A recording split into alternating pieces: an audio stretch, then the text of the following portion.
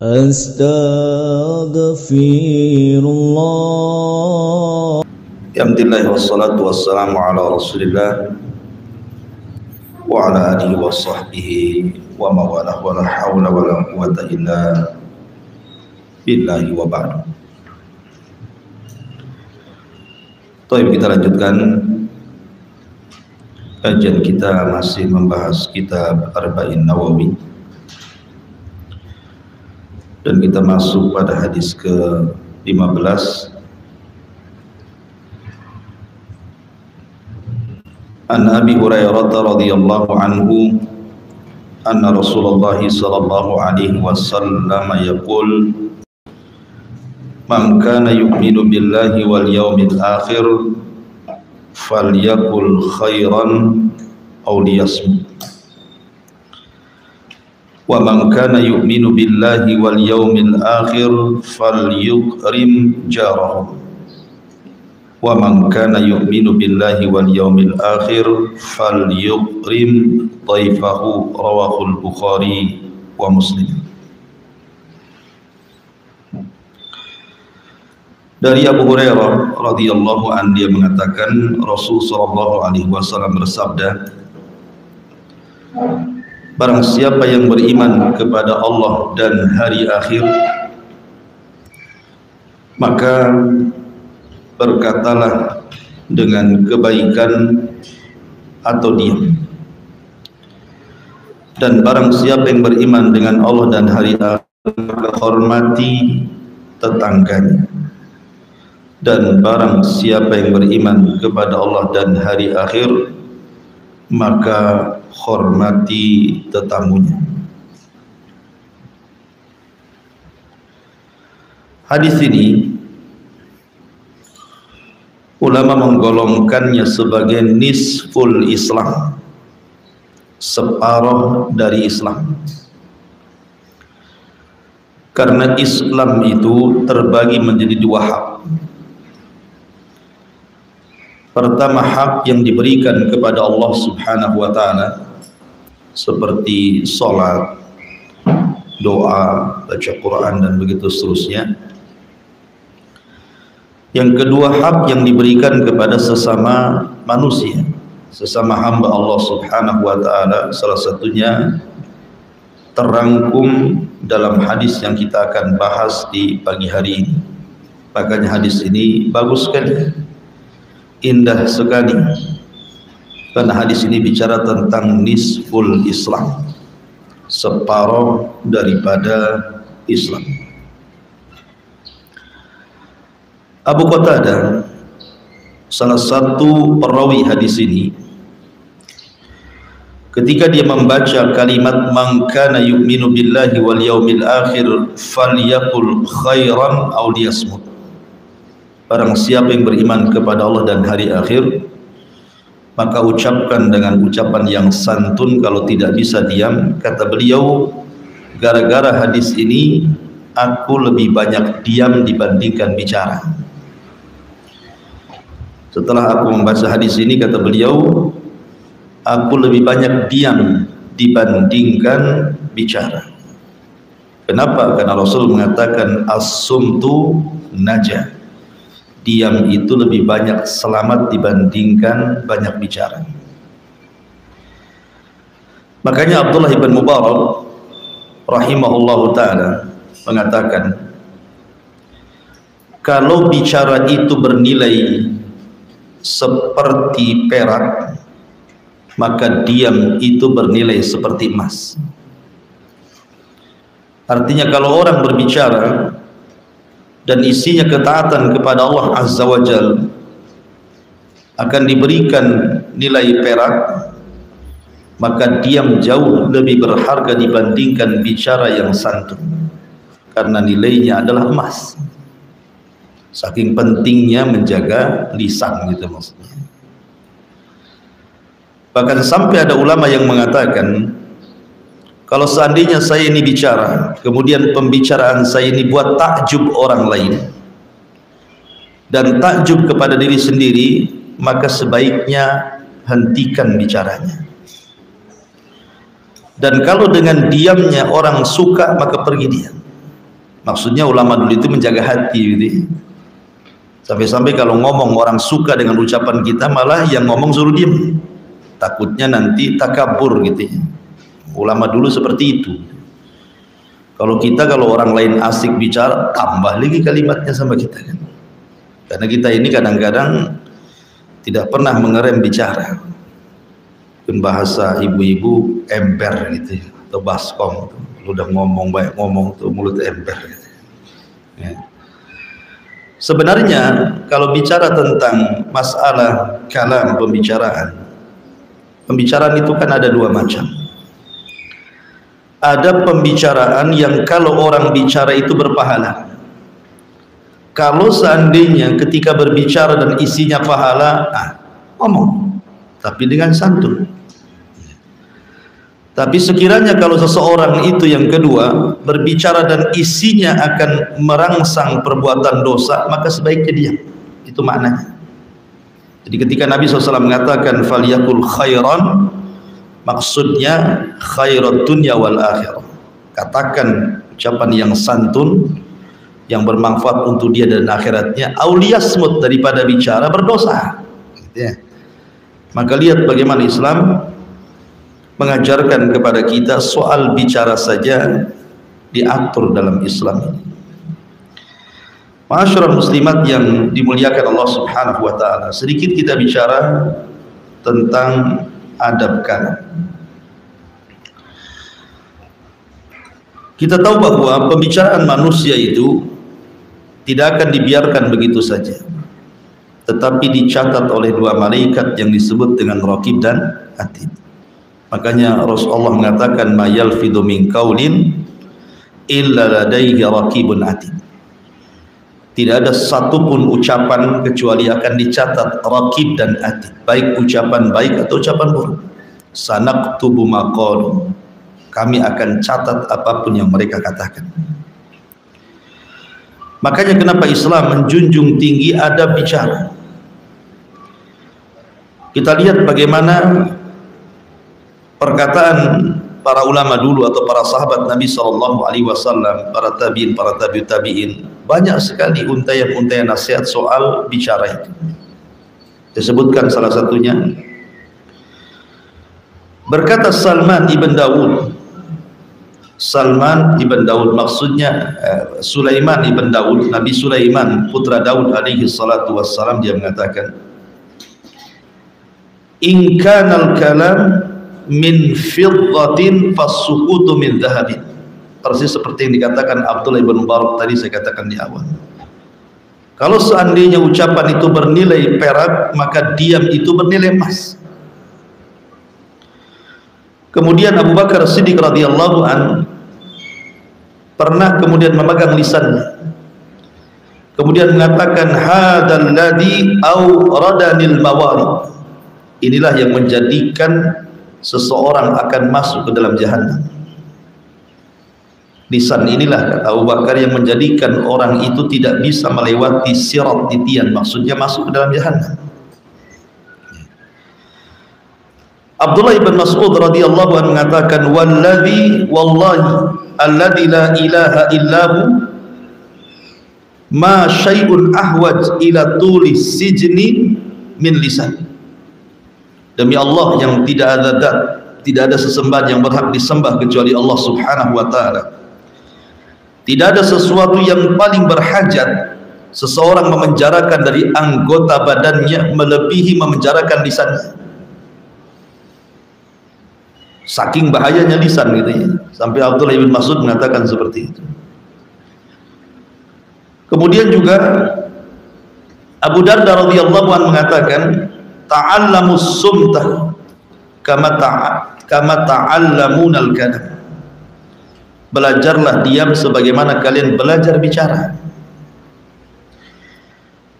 Kemudian berkata Umar bin Abdul Aziz rahimahullah ta'ala, beliau mengatakan tentang bahayanya lisan, beliau mengatakan man ja'ala dinahu irdatan lil khusumat aksar tanakul. Barang siapa yang menjadikan agamanya digunakan untuk berdebat, maka orang ini pasti tidak akan istiqamah. Karena lisan ini mudah menggelincirkan orang, itu maksudnya. Dan banyak lagi perkataan para sahabat Nabi SAW dan juga para ulama lainnya tentang bahaya lisan ini. Nah, di antara bahaya lisan itu yang termasuk afatul lisan yang disebutkan oleh para ulama, jangan sampai seseorang itu satu berdusta, yang kedua ghibah, yang ketiga menyebar rahasia orang, yang keempat mencela dan melaknat, yang kelima ucapan yang tidak ada faedah, yang keenam berdebat, yang ketujuh syahadatuz zur, bersaksi dengan saksi persaksian palsu, yang kedelapan intihar al-fuqara wa du'afa wal yatam, membentak fakir miskin dan anak-anak yatim, yang kesembilan alman, menyebut-nyebut pemberian seolah-olah tidak ikhlas, dan yang kesepuluh at-ta'nu fil ansab, mencela nasab atau bangga dengan nasab. Ini semua dosa besar dan ini semua keluar dari lisan, ya. Hindari ini 10 perkara ini dosa besar. Sampai-sampai 10 perkara ini disebutkan di dalam kitab Al-Kabair, dosa-dosa besar, yang dikarang oleh Al-Imam Al-Zahabi rahimahullahu ta'ala. Di zaman Nabi SAW ada seorang yang bertanya kepada Rasul, "Ya Rasulullah, inna fulanatan taqumul laila wa tasumun nahar wa tasaddaqat bi fuduli amwaliha wa taf'al walakin tu'dhi jiranaha bilisaniha." Rasul, saya ini punya tetangga seorang wanita, Masya Allah, sholat malamnya tidak tinggal, puasa sunnahnya tidak tinggal, sedekahnya rajin, berbuat baiknya luar biasa, tapi lisannya pun tidak pernah dia menyakiti tetangganya. Bagaimana menurutmu wanita seperti ini? Lihat bagaimana pertanyaan orang ini kepada Rasul menyinggung soal wanita. Karena biasanya dosa lisan itu kebanyakan dari wanita, ibu-ibu, ya, dosa lisan itu.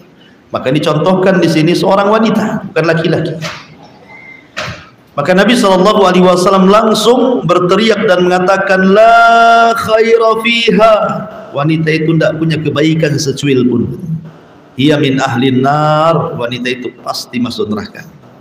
Coba bayangkan kan, sholat malamnya rajin, puasa sunnahnya oke, sedekahnya luar biasa, berbuat kebaikannya tidak putus, tetapi lisannya setajam silet kepada tetangganya. Kata Rasul, tidak ada faedahnya itu sholat malam, puasa sunnahnya, sedekahnya, kalah dengan dosa lisannya. Ya. Karena Rasul mengatakan, la khaira fiha, tidak ada kebaikan sholat malam, tidak ada kebaikan puasa sunnahnya, tidak ada kebaikan sedekahnya, tidak ada kebaikan berbuat baiknya. Kenapa? Terkalahkan dengan dosa lisannya. La khaira fiha, tidak ada kebaikan wanita itu. Bal hiya min ahlin nar, bahkan dia layak masuk neraka, kata Nabi. Tapi lihat pertanyaan selanjutnya. Kata Nabi SAW, ya Rasulullah, inna fulanatan la tusalli illa al-maktubah, wa la tasumu illa Ramadan, wa la tatasaddaq, walakin la tu'dhi jiranaha bilisaniha. Rasul, ada wanita tidak sholat kecuali yang wajib-wajib saja, sunnahnya jarang. Ada seorang wanita jarang berpuasa kecuali Ramadannya dia jaga, dan dia pun tidak pernah bersedekah, dan jarang berbuat baik, tapi dia jaga lisannya, dia tidak pernah menyakiti tetangganya. Nabi mengatakan apa? Hiya min ahlil jannah. Ini wanita termasuk penduduk surga. Dari sini kita mengetahui bahwa dosa lisan mengalahkan amalan sunnah. Dosa lisan itu bisa mengalahkan amalan sunnah. Tetapi orang yang menjaga lisan bisa mengalahkan amalan sunnah. Karena orang ini, wanita yang satunya kan ini kurang sunnahnya, sholat malamnya jarang, puasa sunnahnya tidak gitu ya, sedekahnya pun tidak juga, tapi dia berusaha menjaga lisannya. Kata Rasul, dia termasuk penduduk surga. Luar biasa ya. Jadi wanita yang pertama ini masuk neraka Itu bukan karena berzina, bukan karena minum khamr, bukan karena berjudi, tidak, karena lisan memasukkan dia ke neraka gitu ya. Dan yang satu juga sama, dia masuk surga bukan karena dia beramal amalan besar, sholat malam pun tidak gitu ya, puasa sunnah pun tidak, dia yang wajib-wajib saja, tetapi rupanya keutamaan menjaga lisan mengantarkan dia masuk ke dalam surga. Makanya Rasul mengatakan, man kana yu'minu billahi wal yaumil akhir falyakul khairan aw liyasmut. Barang siapa yang beriman kepada Allah dan hari akhir, maka ucapkan yang santun, kalau tidak bisa maka sebaiknya diam. Ma'asyiral muslimat yang dimuliakan Allah Subhanahu wa taala. Lalu apa dan bagaimana adab bicara itu sebenarnya? Maka yang pertama, la yatakallam illa fihi naf'un. Tidak boleh bicara kecuali di dalamnya ada manfaat. Ini satu. Coba pikir dulu, kalau saya ngomong ini ada manfaatnya tidak? Itu maksudnya. Ini yang pertama.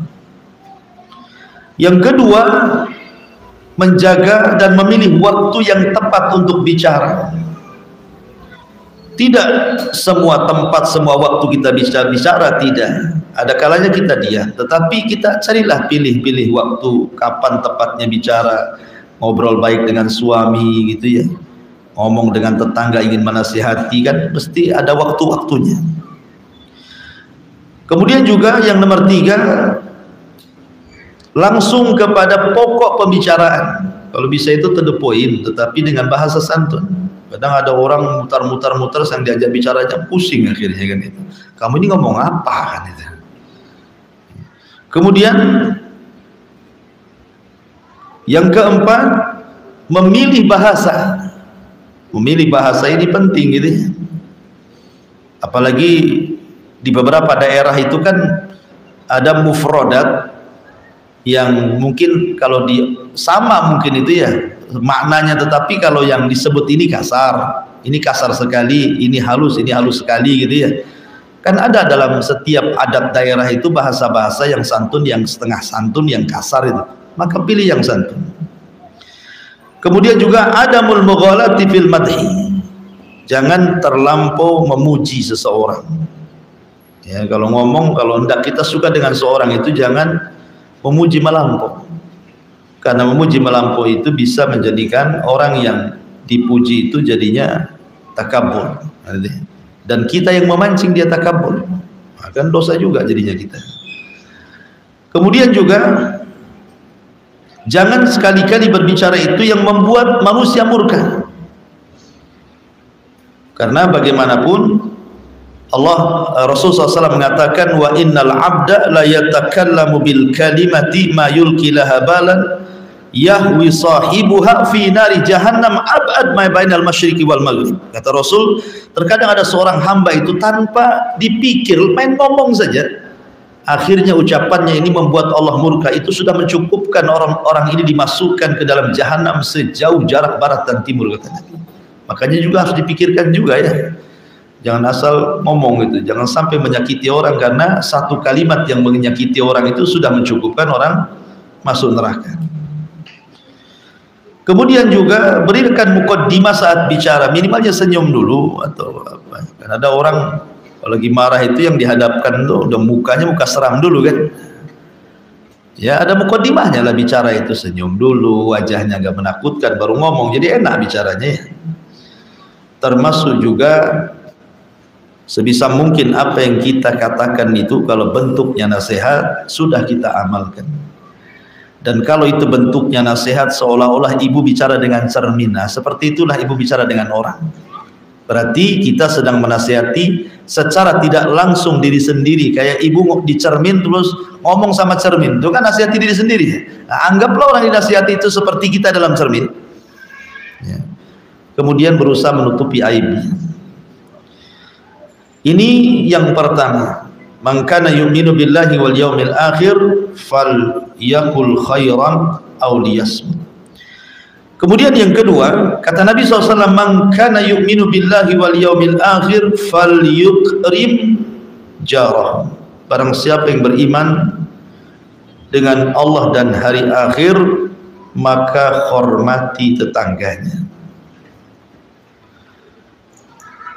Bicara tentang tetangga, kita tahu bahwa banyak di antara sekarang ini tidak paham hak yang bicara tentang tetangga itu.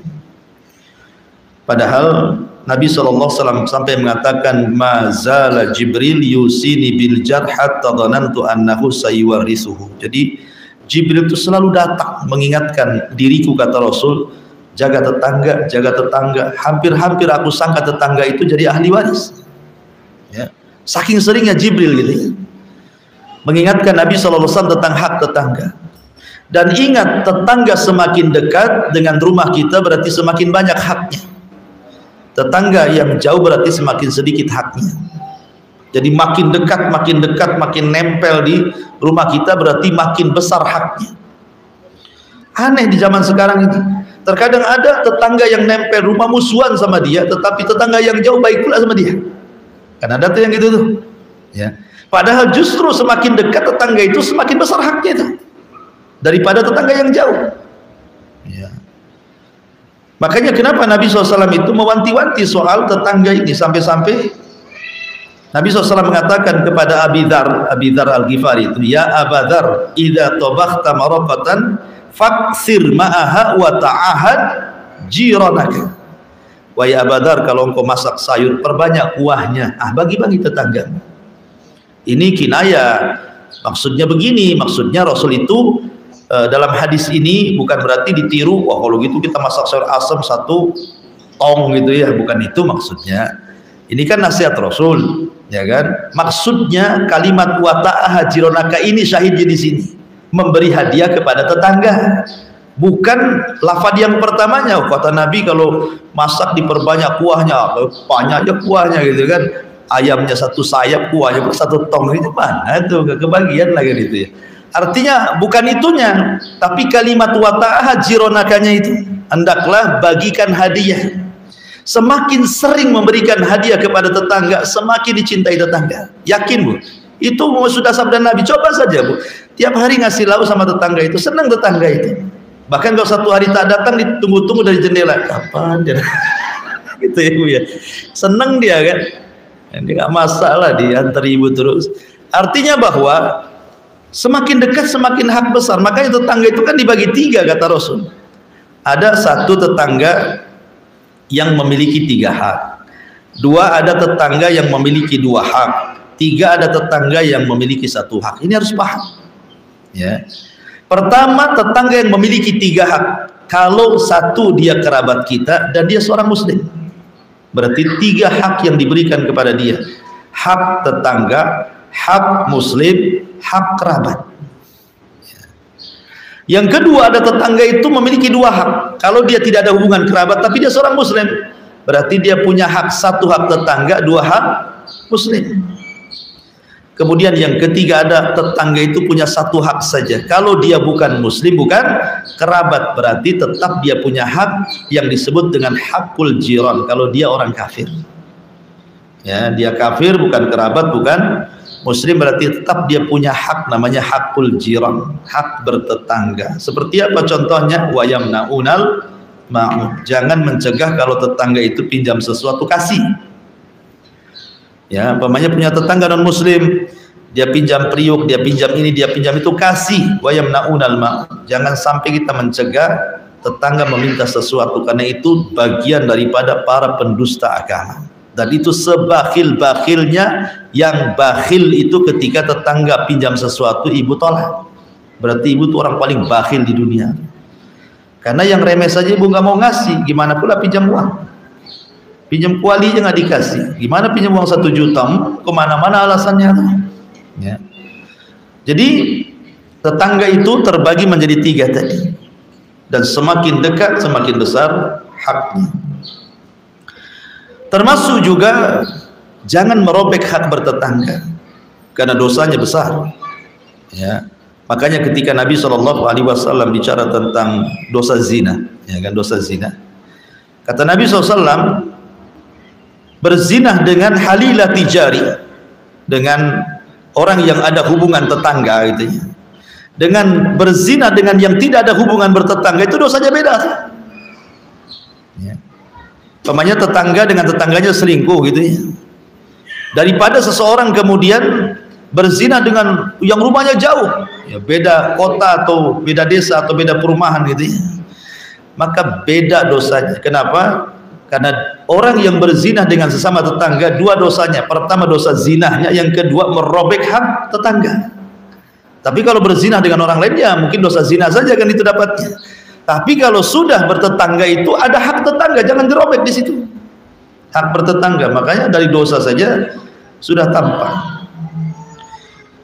Ma'asyiral muslimin yang muslimat yang dimuliakan Allah Azza wa Jalla. Aisyah radhiyallahu anha qalat, dia mengatakan, "Qultu ya Rasulullah, inna li jarataini fa ila ayyihima ahdi." Rasul, saya ini punya dua tetangga.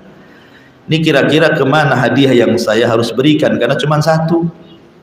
Kemana nih saya berikan hadiah ini? Maka Nabi SAW mengatakan ila aqrabihima, cari yang paling dekat. Nah, umpamanya ini ibu rumahnya di sini, ini tetangga yang nempel kopel di sini, yang paling dekat inilah yang dikasihkan. Jangan yang jauh dulu, yang dekat dulu. Nah, kalau bisa punya jadwal, itu lebih baik lagi. Hari ini yang di sini, besok sini, besok sini, besok sini, nanti balik lagi ke situ. Nah, itu lebih baik lagi pakai jadwal gitu ya. Kemudian tetangga ini kan bermacam-macam. Ada tetangga bersebelahan rumah, itu juga tetangga. Ada tetangga fisuk di pasar, ibu jualan di sini, nanti tetangganya jualan sebelahnya, itu juga tetangga ya. Kemudian ada aljar fil mazra'ah, di kebun, ini kebun ibu, ini kebun sebelahnya, itu pun tetangga ibu tuh ya. Kemudian juga aljar fi ad-dirasah, ketika belajar rasa kayak gini nih kan, sebelah itu tetangga juga tuh, sebelah-sebelahan itu kan. Kemudian juga ada aljar fi al-maq'adi al-markabati, ketika ibu naik di bus di mana gitu kan, sebelahnya ada orang duduk atau di pesawat, itu pun dianggap tetangga, ada haknya ya. Jangan kemudian main ambil kursi, naik pesawat, naik apa gitu kan, sengaja barang pula ditaruh di kursi sebelahnya, padahal tiketnya cuma satu kursi itu. Nah, itu nyakiti tetangganya lah kan. Kasih, memang ini hak orang lain. Sengaja tuh biar orang itu duduk sebelah sana gitu kan. Nah, kalau kosong kan alhamdulillah dapat dua kursi ya, bisa lah tidur saya. Itu orang kan ada tuh orang kayak gitu itu ya. Dia nggak tahu hak bertetangga orang kayak gini nih. Ya. Jadi tetangga itu ada juga aljar fil amal. Ya, tetangga dalam bekerja di kantor ya kan, itu juga disebut tetangga. Jadi memang tetangga itu bermacam-macam. Taib, di antara hak yang paling besar kepada tetangga itu, pertama raddus salam, jangan lupa menjawab salam. Kalau tetangga mengucapkan salam, jawab ya. Kemudian yang kedua ijabatud dakwah, kalau ngundang datang, jangan sampai tidak datang ya, itu penting itu.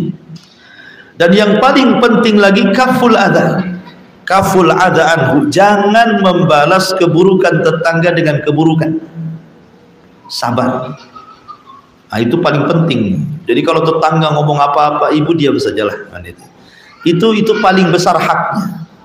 Sebab Bu, kalau ibu bertengkar dengan tetangga Bu, itu bisa tahunan tengkarnya itu. Dan bukan hanya antara ibu dengan dia, bisa keturunannya pun ikut-ikut bertengkar. Yang nggak ada kaitan-kaitannya itu ikut tengkar. Kenapa? Karena hari-hari ketemu. Ketika hari-hari ketemu itu sakit hatinya itu tajaddud, jadi berubah-ubah, jadi memperbaharui lagi kan. Jadi malas, akhirnya biasa lewat depan biasa saja, akhirnya lewat belakang rumah lalu balik jadinya. Ya kan? Jadi kalau bisa sabar itu lebih baik, dan itu hak yang paling besar, kaful adha. Ya. Kemudian tahammul ada tahammul ada iljar tadi. Kemudian kaful ada artinya kaful ada itu tidak menyakiti, dan sabar ketika tetangga menyakiti disebut tahammulil ada aljar. Kemudian juga tafaqqud, biasalah seseorang itu kehilangan, kalau nggak ada tetangganya kehilangan, kok nggak nampak kemana gitu ya. Nah, itu juga termasuk adab juga ya. Dan yang paling penting adalah satruhu wa siyanatu irdih, jaga kehormatannya, jaga aibnya. Kalau ada tetangga nih bertengkar nih karena kopel, zaman sekarang kan susah kita menghindari supaya nggak dengar ucapan tetangga ini. Kadang-kadang rumah kita ini berdempetan, jadi kalau tetangga bertengkar dengan suaminya, dengan orang tuanya, dengan kerabatnya, kedengar sampai rumah kita kan. Nah, kalau kita mendengar, maka amanahlah kuping kita. Anggap saja apa yang dibicarakan itu nggak ada urusan dengan kita. Jangan pula kemudian ketika keluar, kenapa lama? Aduh, nggak tahu tadi tetangga sebelah ribut lah. Ngapain kok cerita gitu? Nggak usah ceritain. Itu kan dengan mengatakan tetangga ribut itu nggak namanya, walaupun hanya ngomong gitu saja, itu sudah membongkar aib dia kan. Apalagi dirinci ributnya apa, diperinci satu-satu kayak rekaman aja tuh. Nah, itu lebih parah lagi. Oh, ngasih tahu saja nggak boleh. Ya. Cari alasan yang lain yang jangan menyinggung tetangganya. Jadi akhirnya orang nggak tahu tetangga ribut jadi tahu lah gara-gara ibu kan. Nah, jadi itu juga penting. Artinya satruhu wa siyanatu irdi, penting menjaga aib dan juga kehormatannya, jaga. Ya. Kemudian al-ihda ilaihi wa mawaddatihi, kasih hadiah dan cintai tetangganya. Taib. Kemudian yang ketiga, kata Nabi SAW, man kana yu'minu billahi wal yawmil akhir fal yukrim dhaifahu. Barang siapa yang beriman kepada Allah dan hari akhir, maka hormati tetamunya. Masyurul muslimat yang dimuliakan Allah Azza wa Jal, bicara tentang tamu. Tamu itu datang bawa berkah, bukan datang bawa sial. Apalagi tamu itu dia seorang musafir, orang jauh maksudnya. Datang ke ibu bertamu, berarti tamu itu mau berkah karena doanya orang musafir itu mustajab. Ya. Dan kewajiban ibu memberikan hak kepada tamu itu 1 hari 1 malam. Kemudian sunnahnya 3 hari. Kalau sudah lewat 3 hari itu tergantung ibu lah, kan gitu ya. Tapi yang wajib itu 1 hari 1 malam. Ibu harus ngasih penginapan bagi dia kalau memang kayak orang dulu. Orang dulu kan kayak di desa-desa itu kan nggak ada hotel kayak kita di Batam kan ada hotel kan. Enak lah, tidak harus mesti diinapkan di rumah lah kalau datang orang jauh kan. Bisa saja kita sewakan hotel. Ya, tapi kan kalau di desa-desa kan nggak ada penginapan. Berarti harus disediakan tempat tinggal.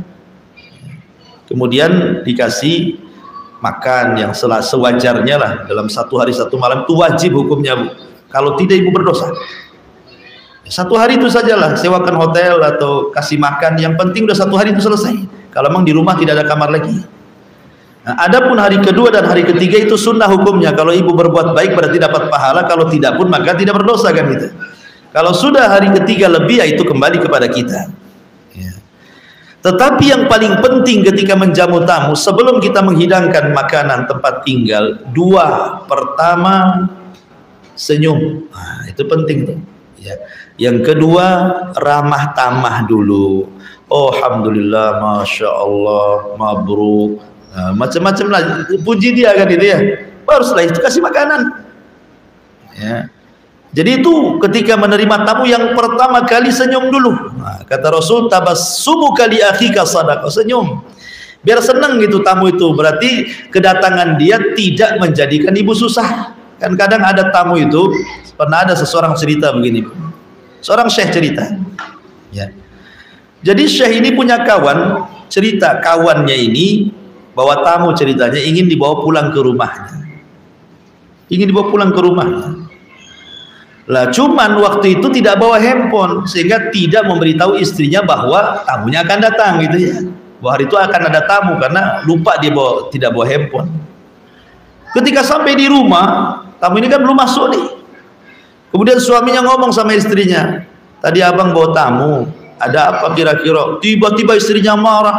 Oh ini ya, kok nggak, kenapa nggak kasih tahu? Kenapa nggak ini? Kenapa itu? Tamu pula dengar di luar, pergi tamunya. Kenapa? Ya masa kayak gitu kan itu. Ya. Jadi kalau ada tamu jangan marah-marah istri sama suami. Sudah yang ada saja hidangkan kan itu. Pernah suatu ketika ada seorang wanita membawa 2 anak ke rumah Aisyah radhiyallahu anha. Wanita ini kelaparan, 2 anaknya juga lapar. Sementara di rumah Aisyah radhiyallahu anha itu cuma ada 1 biji tamar. Subhanallah, di rumah Nabi cuma ada 1 biji kurma. Saya nggak yakin di kulkas ibu itu cuma 1 biji kangkung, itu tidak mungkin. Pasti macam-macam lauk ada di situ. Artinya bahwa ini 1 butir kurma ini sama Aisyah radhiyallahu anha dikasihkan. Memang itu yang ada, apalagi kan? Tidak usah takaluf gitu. 1 biji kurma akhirnya dibalas sama ibu itu, yang 1 dikasihkan anaknya, yang 1 dikasihkan anak 1. Sampai seperti itu. Itu rumah Nabi itu. Jadi tidak perlu takalluf. Ya kalau sudah ada tamu langsung sambut. Ya kalau dia mau nunggu ibu masak, alhamdulillah gitu. Apalagi sekarang main instan, semua pakai instan sekarang kan. Mie goreng instan, mie goreng rebus instan, semua pakai instan sekarang. Nah, sekarang lebih enak lagi, COD lagi. Tunggu sebentar, datanglah COD itu, bayar di tempat.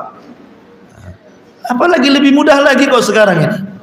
Jadi memudahkan untuk menjamu tamu. Walaupun demikian terkadang kita tidak paham hak tamu itu. Nabi itu suatu ketika ada tamu. Akhirnya Nabi SAW mengutus Anas bin Malik radhiyallahu untuk mengecek semua rumah istrinya. Ada makanan nggak? Subhanallah, dari 9 rumah istri Nabi dicek satu-satu sama Anas bin Malik, pembantu Rasul itu. Tidak ada satupun makanan di rumah. 9 istrinya nggak ada rumah makanan, luar biasa. Akhirnya Anas bin Malik ngomong, Rasul, saya sudah mengecek 9 rumah, ternyata tidak ada yang bisa dimakan di rumah. Maka Rasul berdiri dan mengatakan, siapa yang mau menjamu tamu Rasulullah? Wa qama rajulun minal ansar. Tegak seorang laki-laki dari Ansar. Ada yang mengatakan Jabir bin Abdullah radhiyallahu anhu. Jabir ini tanpa pikir, di rumahnya ada makan, nggak ada makan, main bangkit saja saya wahai Rasul. Akhirnya kemudian Jabir pulang dulu ke rumahnya. Kemudian dia mengatakan kepada istrinya, wahai istriku, tadi sesudah janji ingin menjamu tamu Nabi. Hal indakum syai'un, adakah sesuatu yang bisa dimakan? Kata istrinya, tidak ada, illa qut sibyan, kecuali makanan untuk anak kita. Ya. Tetapi suaminya mengatakan, ya sudah, kalau memang itu qutus sibyan, itu makanan untuk anak, begini saja. Nanti sebentar lagi tamu akan datang, kau buat anakmu capek, kau buat main sehingga lupa dia lapar sampai tidur gitu. Nah, dibuat syukur supaya kayak gitu. Supaya jangan ingat makan. Gimana caranya? Terserah kamu, pandai-pandai kamu lah kan itu. Nanti kalau tamu datang karena malam-malam kan itu peristiwanya, kamu pura-pura aja benerin lampu itu, kau tiup lampunya, bilang aja lampunya rusak, biar tamu jangan lihat gitu. Sampai seperti itu loh sahabat itu membuat siasat gitu ya, karena tidak ada apa-apa yang bisa dimakan. Sementara kalau tamunya melihat cuma ada makanan sedikit kan bisa saja tamunya nggak enak kan gitu ya. Tapi gimana Jabir itu supaya tamunya enak? Dia ngomong sama istrinya, buat anakmu tidur, bagaimana caranya? Jangan dimakan. Buat lampu itu mati, bagaimana caranya supaya tamu tidak melihat kita. Sampai seperti itu menghargai tamu itu sahabat tuh. Jadi akhirnya kemudian malam itu dia menjamu tamu. Besok harinya Nabi SAW turun wahyu kepada Jabir bin Abdullah radhiyallahu wa yu'thiruna ala anfusihim walau kana bihim khasasah. Begitulah sifat para sahabat, mendahulukan orang lain padahal dirinya sendiri sangat memerlukan. Sampai seperti itu ya. Sahabat itu menjamu tamu. Taib. Adapun berkaitan dengan adab masalah memuliakan tamu ini. Pertama, saya sebutkan dulu keutamaannya. Satu, keutamaan menjamu tamu itu sababun linailit taufik minallah. Ibu akan mendapatkan taufik dari Allah Subhanahu wa ta'ala. Ingat ketika Nabi SAW mendapatkan wahyu, kemudian melihat Jibril dalam bentuk asli, kemudian ketakutan luar biasa kan. Akhirnya Khadijah radhiyallahu anha menghibur Nabi kan, dan mengatakan, orang sepertimu tidak akan dihinakan Allah. Kenapa? Karena salah satunya karena engkau suka jamu tamu kan, itu ya perkataan Khadijah kepada Rasul itu. Artinya orang yang menjamu tamu tidak akan dirugikan hidupnya, tidak akan dihinakan Allah, sebagaimana perkataan Khadijah kepada Rasul, wallahi la yuhzikallahu abada, orang sepertimu loh tidak mungkin dihinakan Allah. Kemudian Khadijah menyebutkan kebaikan Rasul sampai menyebutkan wa tuqrim dhaif, karena engkau suka menjamu tamu. Maka orang yang suka menjamu tamu akan dapat taufik dan tidak akan dihinakan Allah. Yang kedua, sabab lidukhulil jannah. Jelas itu sebab masuk surga. Karena ada hadis Rasul yang mengatakan, ya ayuhan nas abshus salam wa at'imut ta'am wasallu wan nasu niyam tadkhulul jannata bisalam. Kata Nabi SAW, wahai manusia, sebarkan salam, kasih makan. Kasih makan ya maksudnya bisa ke fakir miskin, bisa ke anak yatim, bisa ke tamu gitu ya. Kemudian sholatlah dan manusia tertidur, kamu akan masuk surga dengan selamat. Jadi memberikan jamuan kepada tamu salah satu sebab surga. Dan ini khutbah pertama Rasul ketika sampai dari Makkah ke Madinah. Ini khutbah pertama yang Rasul katakan, wahai manusia, sebarkan salam, kasih makan, sholatlah, di saat manusia tidur kalian akan masuk surga dengan selamat.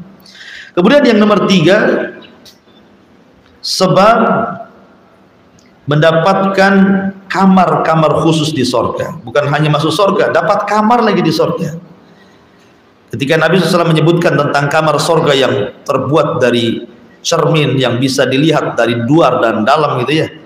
Kemudian orang-orang menyangka bahwa itu khusus untuk para nabi. Kata Rasul, bukan. Kamar-kamar itu dikhususkan pertama liman athabal kalam, bagi orang yang santun bicaranya, sama tamu santun ya.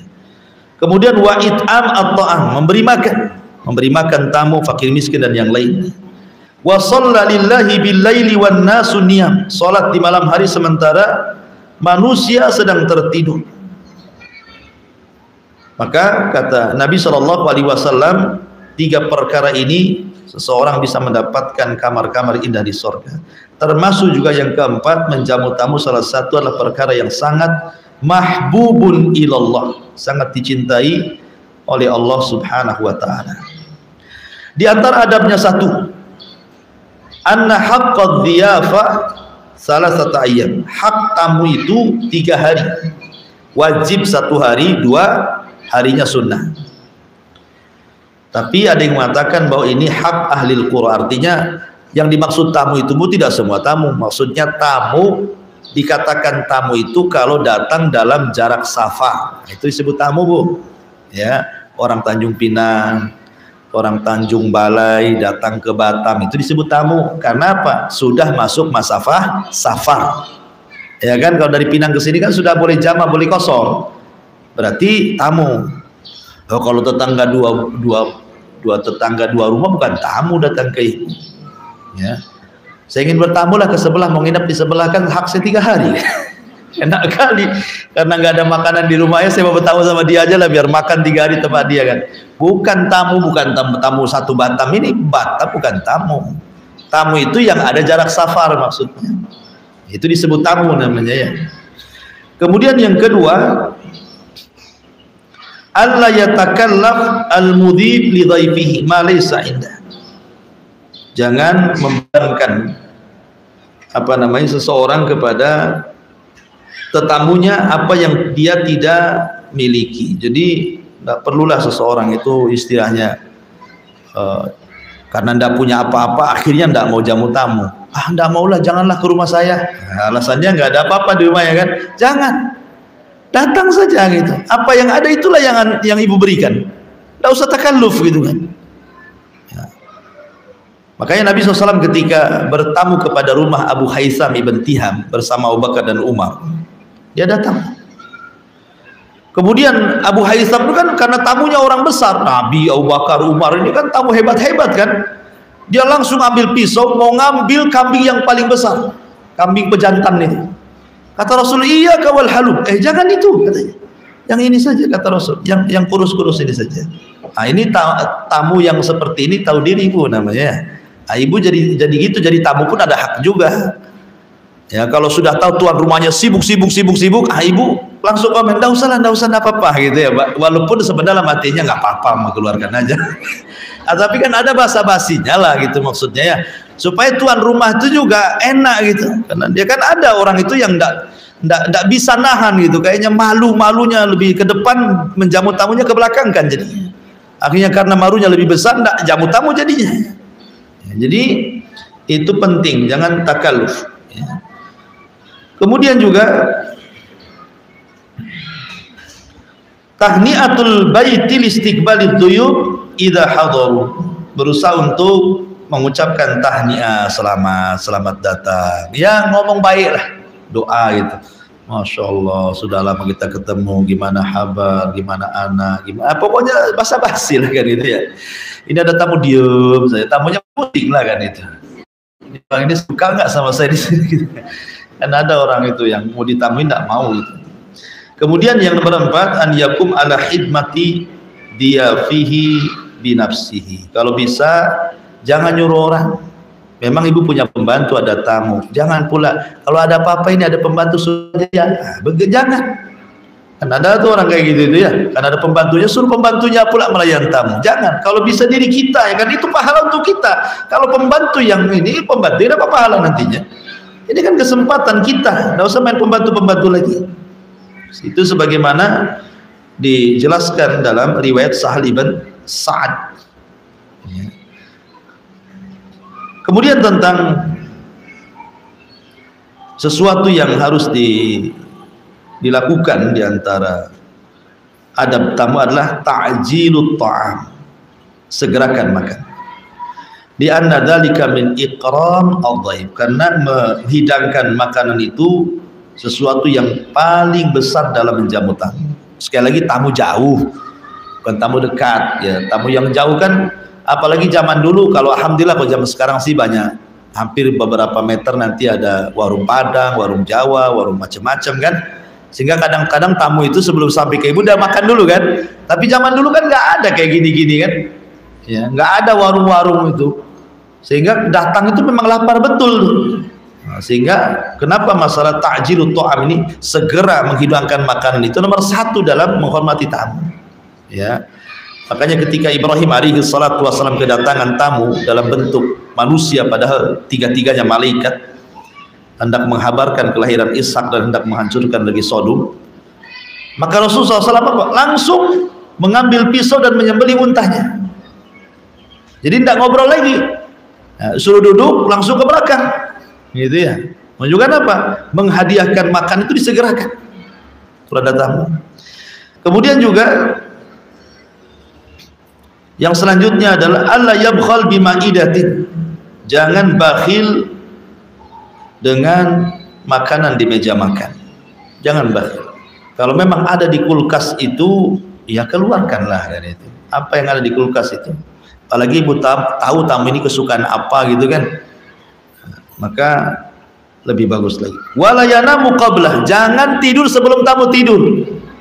Ada orang ya kan, tamunya belum tidur, ibu sedang orok-oroknya kencang pula, tamunya tak bisa tidur pula ya kan. Biar tamu dulu tidur, dan nampak tidur kita tidur, karena biasanya tamu kan orang jauh cepat tidur, capek gitu ya.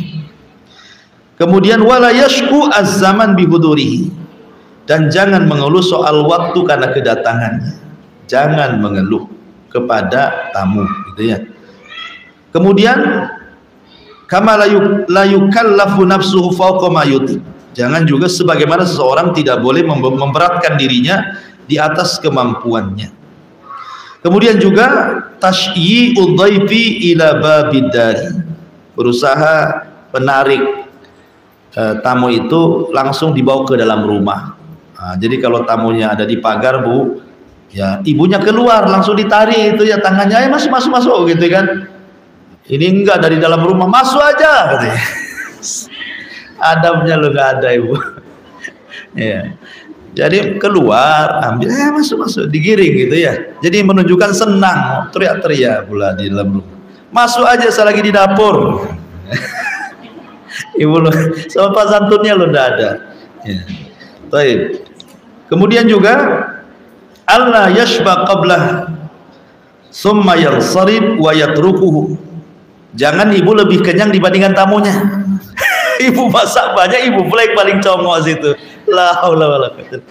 Ya, jadi kalau tamu, biarkan tamu, dia tengok lauk yang disukai, biarin aja. Ibunya sudah suka nih, udah begadang-gadang, kalau nggak diambil tamu, alhamdulillah. Nggak apa-apa, lirik-lirik aja. Tapi biarkan dulu tamu makan. Ya, sekali tamunya pula lebih congok gitu. Habis pula stres ibu. Tahu gitu saya sembunyikan di dapur. Ya. Jadi jangan sampai tidur kenyang sebelum tamu kenyang. Jangan berpaling dari tamu sebelum tamu selesai makan. Ya. Jadi terkadang orang itu kadang-kadang simpel aja. Udahlah ya, makan ya, saya tinggal dulu ya. Nah, kan ada tuh yang kayak gitu tuh. Nah, enggak, jangan begitu. Tunggulah, entah ibu tunggu di kamar kah, tunggu di mana. Yang penting ibu jangan, takutnya ada apa-apa. Nanti lagi makan ikan banyak duri, keselak, pusing dia kan gitu. Ibu nggak ada di situ. Jadi jangan sampai kemudian meninggalkan tamu sampai dia betul-betul selesai makan. Kemudian juga kama qala Ats-Tsauri, idza zadaka akhuka fala taqul lahu atakul. Sufyan Ats-Tsauri mengatakan, apabila saudaramu, tamumu ziarah kepadamu, jangan kau katakan mau makan, jangan. Atasyrab, mau minum, jangan. Tapi sediakan makan, sediakan minum. Soal dia mau makan mau minum urusan dia. Tapi jangan ditanya. Ya, ini kan kebiasaan kita kan tanya kan. Udah makan? Kalau udah makan alhamdulillah, tak robek lah dompet nih. Jadi jangan sampai ngomong begitu. Ini kata Sufyan Ats-Tsauri, kalau datang tamu jangan pernah katakan atakul, mau makan. Nah, enggak, sediakan makan saja. Soal dia mau makan mau enggak terserah dia. Ya. Nah, ini juga salah satu adab juga ya. Adab tamu yang disebutkan oleh Sufyan Ats-Tsauri rahimahullah taala. Adapun tentang hadis Nabi SAW tentang masalah tamu, Nabi SAW mengatakan, inna li zauriki alaika haqqan, sesungguhnya kepada tamumu mereka punya hak. Bahkan suatu ketika Salman Al-Farisi ngomong sama Abu Darda dan mengatakan, inna li dhaifika alaika haqqan, ya Abu Darda, sesungguhnya kepada tamumu itu ada hak yang harus engkau penuhi. Wallahu alam, ini diantara keterangan singkat dari hadis ke-15. Makanya kenapa begitu indahnya Islam ini sampai ulama menggolongkan hadis ini separuh daripada Islam. Wallahu alam. Silakan Bu kalau ingin bertanya. Iya. Assalamualaikum warahmatullahi wabarakatuh.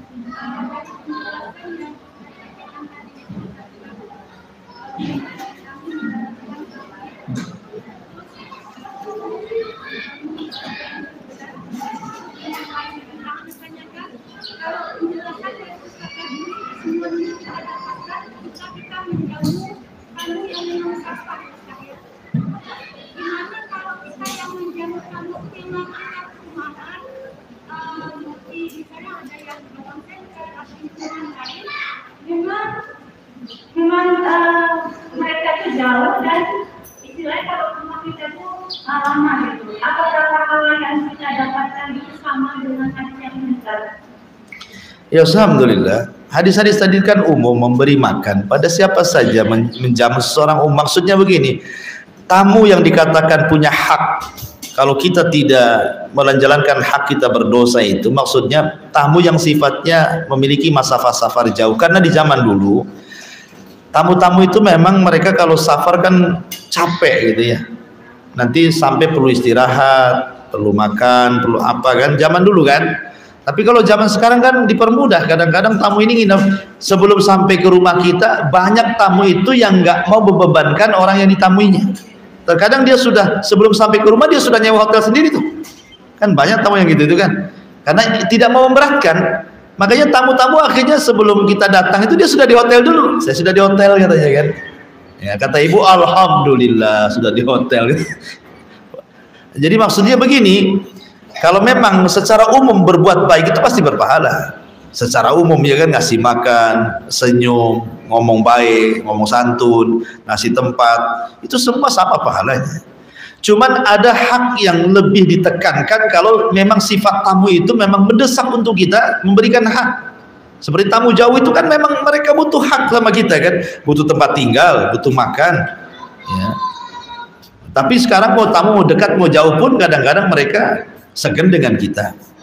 Makanya kalau kita berbuat baik sama tamu, pasti dia akan ingin bertamu terus sama ibu. Ya kalau kita baik. Tapi kalau kita jahat satu kali, sekali aja bertamu tuh. Sekali aja tidak akan mau lagi. Ya, kalaupun mau paling tidak mau bertamu lagi, sebentar aja dia pergi lagi. Gitu kan. Jadi orang itu kan kama tadinu tudan, biasa seperti itu. Sebagaimana engkau melakukan orang seperti itu, maka orang pun akan diperlakukan seperti itu juga. Ya, kalau kita jahat, maka orang pun akan jahat sama kita. Sama saja soal pahala itu. Wallahu a'lam. Iya.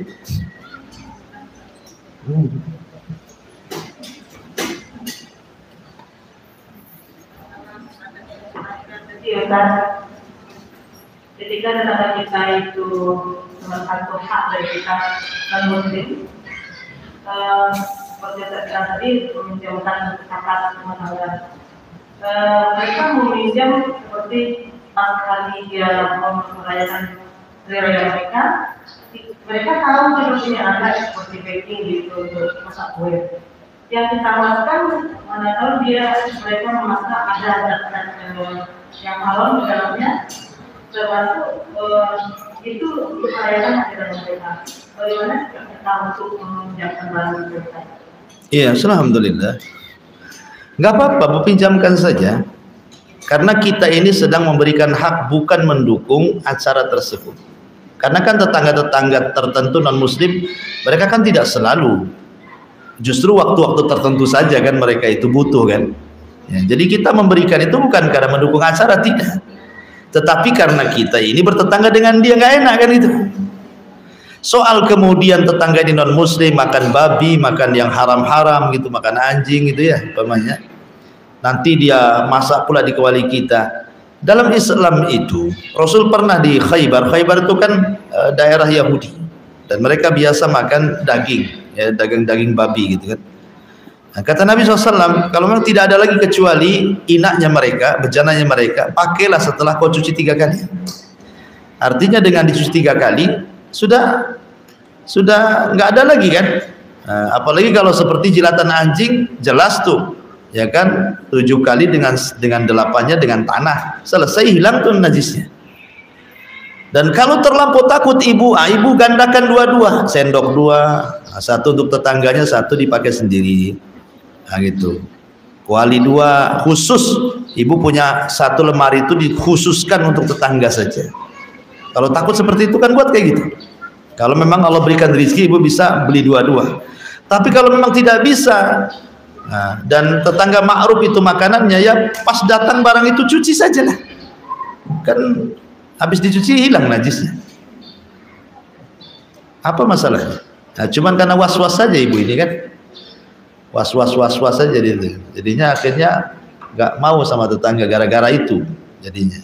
Padahal dia tetap punya hak. Minimalnya walaupun tetangga yang non-muslim itu tidak tertarik dengan dakwah kita, jangan sampai dia mencela kita, gitu ya. Dia memang tidak masuk Islam, tapi jangan sampai mencela Islam. Gak apa-apa dia nggak masuk Islam, tapi minimal memuji orang Islam. Senang saya punya tetangga orang Islam itu ramah, enak-enak, kan gitu ya jadinya kan. Akhirnya apa, dakwah tersebar, enggak dia masuk Islam, tetapi dengan ngomong begitu enak jadinya. Apa karena gara-gara saya kafir ya tetangga saya? Wah, itu sudah, ya, itu gara-gara ibulah dia yang celak jadinya. Ya, jadi nggak apa-apa, pinjamkan saja. Sikap kita pinjamkan karena takut masuk pada wayam naunal maun tadi. Wallahu a'lam. Ya.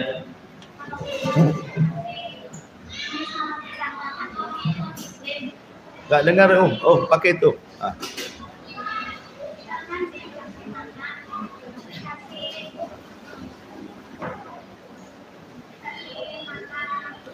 Di tes dulu.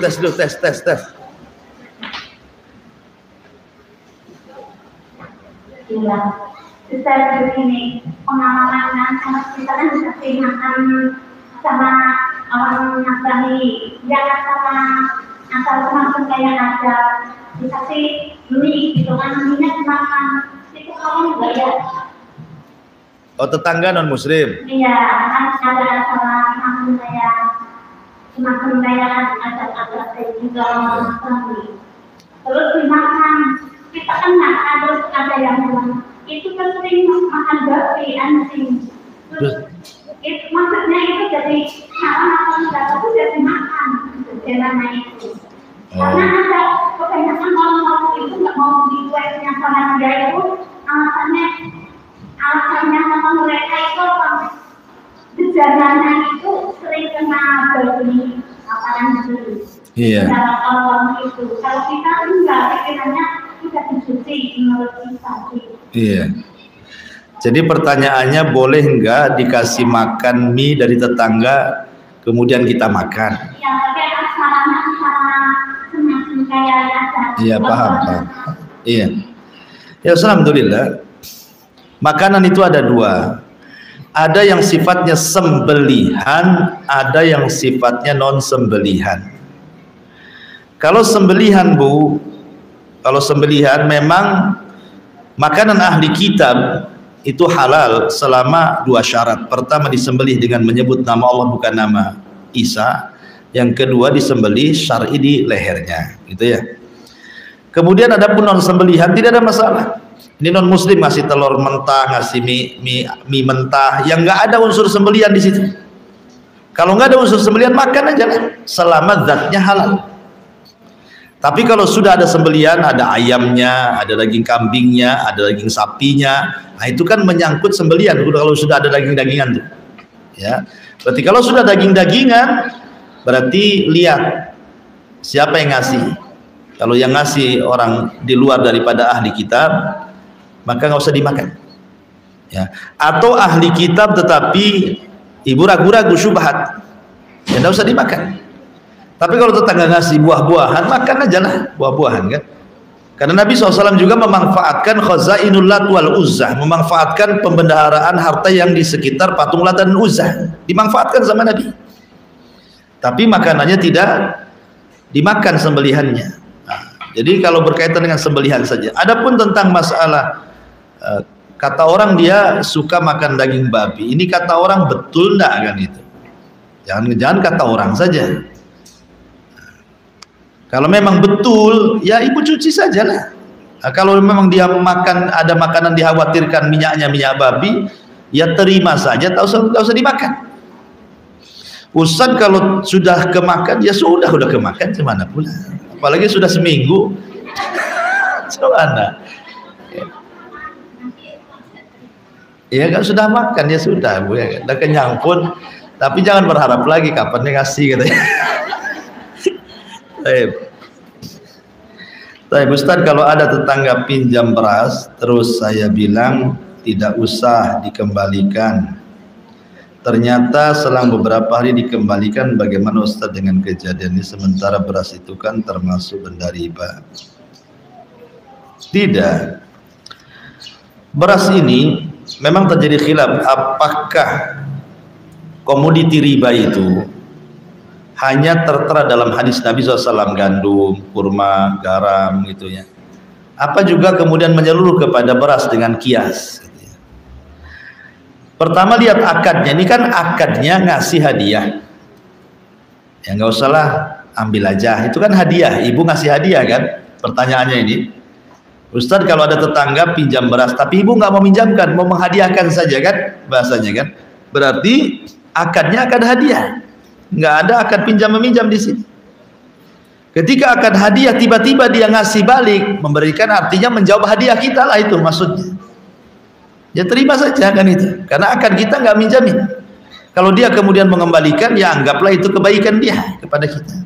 Tapi kalau di akad awal pinjam kemudian dikembalikan dengan beras, ya selama, ya kalau memang ini masuk pada komoditi riba karena kias beras dengan gandum, maka kita tahu bahwa sesama komoditi riba itu pertama harus mislan bimislin yadan biyadin, harus kontan, yang kedua harus sama beratnya.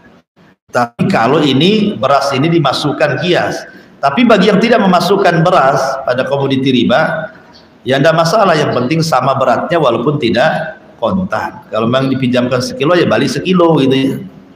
Itu maksudnya. Wallahu a'lam. Baik,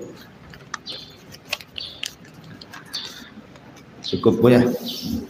Kita tutup. Subhanallahi hamdika. Satu lagi, sila.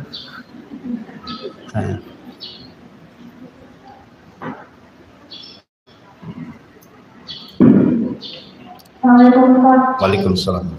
Kalau misalnya kita menjawab tamu, terus tamunya bilang, udah rumah nggak apa-apa, kita tidak sudah menjawab atau kita kena lagi. Tamunya menolak dijamu gitu ya? Ya jangan lihat tamunya menolak, tetap kita berbuat baik sama tamu. Makanya tadi kata Sufyan Ats-Tsauri, jangan pernah bertanya kepada tamu mau makan apa, mau minum apa. Kan itu ya kata Sufyan Ats-Tsauri. Tetapi sediakan makan, sediakan minum. Soal dia tidak makan, tidak minum, urusan dia. Ibrahim tetap menyediakan, tamunya nggak makan.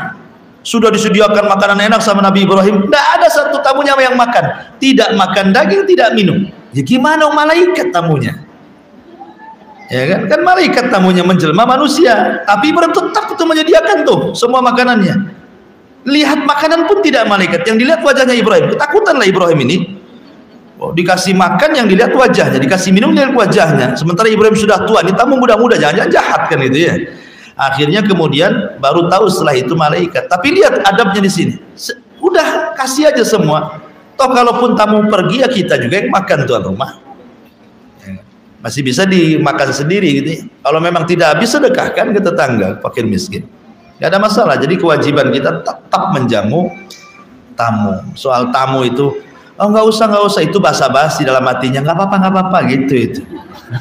Gitu ya. Dan kalau bisa terbaik Ibu ya, terbaik. Maksudnya begini, ini tamu jauh nampaknya haus ini. Ibu kalau orang cerdas itu pasti Ibu bisa memperkirakan.